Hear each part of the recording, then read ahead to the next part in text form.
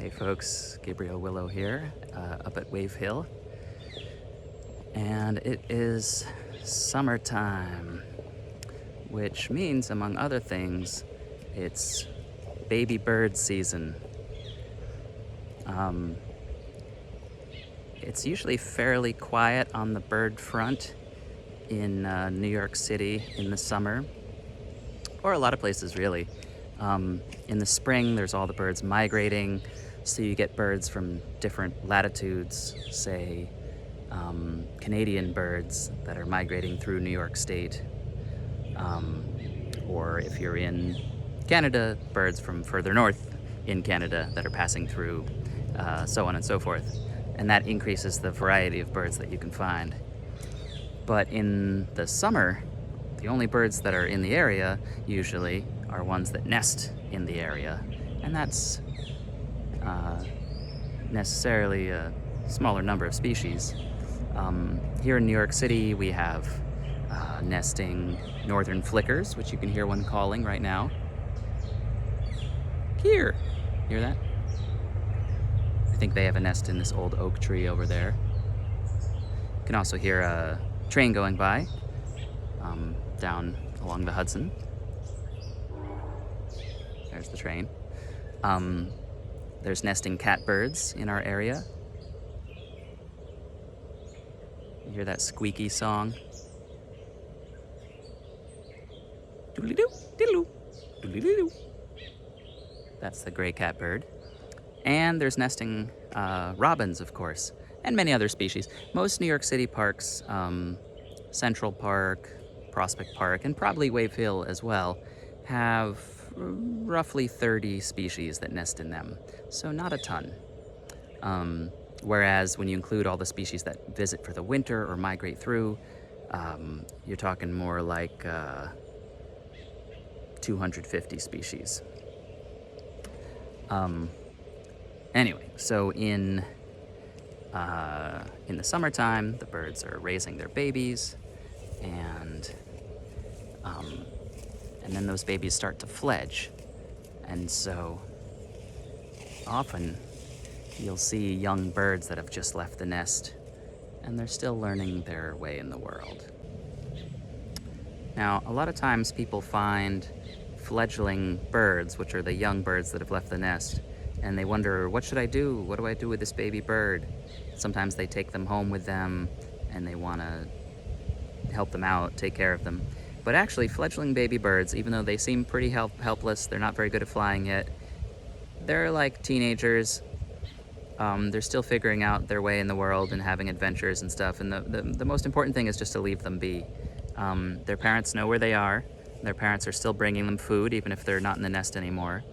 And they're learning how to be, in the case of the robin, they're learning how to be robins. They're following their parents around, and while they're begging for food, they're also watching and learning. Well, how do you find food? Where are these delicious worms anyway? And they learn how to hunt for worms. They learn how to, if it's a boy, they learn how to sing by listening to their father sing. And it's a whole process, a whole learning process.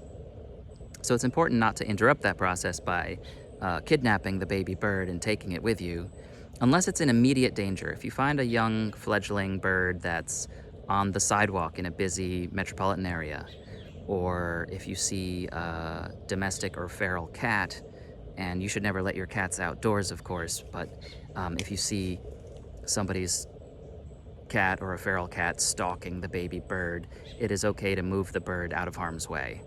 Or a dog, if you have an off-leash dog or an on-leash dog that might grab the baby bird. There's also this pervasive myth that if you touch a baby bird, if you pick it up, that its parents will reject it, that maybe they'll smell you on the bird or something like that. Now, for one thing, birds don't have a very good sense of smell, so they wouldn't smell you having touched the bird. People might have gotten this idea from mammals. Mammals do have a very sensitive sense of smell, and if you picked up a baby bunny or some other squirrel or something, the parents maybe would reject it based on the smell of a predator. I don't think so, though. That maternal or paternal instinct's pretty strong. But in the case of birds, they definitely don't. You can pick up a baby bird, and of course, again, you should never really mess with a baby bird if you don't have to, but if you see one that's in the street or something, you can pick it up and relocate it, carry it to safety, and the parents will still feed it and take care of it. So if you find a little baby bird, maybe that one fell out of the nest, like if it doesn't have all its feathers yet or if its eyes are still closed, then you want to try to locate the nest. And if you cannot, then you'd want to bring it to a licensed rehabilitator, and they would raise it and release it. But if it has its feathers and its eyes are open and it is hopping around, it's probably a fledgling. And in that case, it's best just to let it do its thing. Can you hear that? Oh, there's a train going by. Metro North is going by down by the river. But also, there's the sound of some baby robins in their nest begging for food. Hear that? Is there a cheeping sound? So this little baby robin just left the nest. There's the nest right over here. And here's the baby preening its nice new feathers.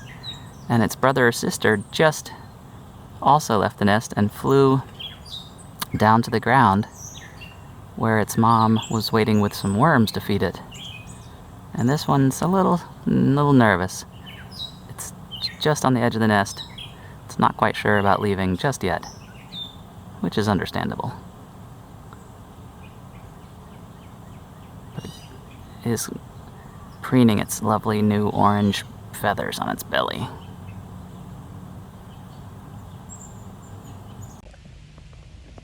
Well, thanks for joining me for another virtual nature walk at Wave Hill, and see you next time.